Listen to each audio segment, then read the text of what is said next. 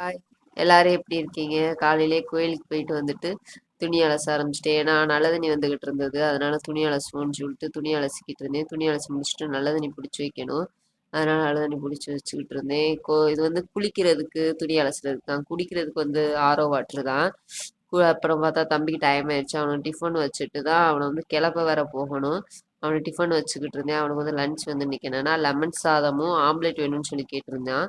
அதையும் வச்சு கொடுத்துட்டு அவருக்கு டைம் ஆயிடுச்சு. அவருக்கு சாப்பாடு வச்சு கொடுத்துட்டு தம்பியை கிளப்ப போயிட்டு அவனை ட்ரெஸ்ஸை மாற்றி விட்டுட்டு தலை சீவிட்டு அப்படியே சந்தனம் வச்சு விட்டுட்டேன். அவனுக்கு வந்து காலையில சாப்பாடு வந்து என்னன்னா அவன் வந்து நான் கோயிலுக்கு போயிருந்தேன் இல்லையா, அங்கே வந்து பொங்கல் கொடுத்துருந்தாங்க.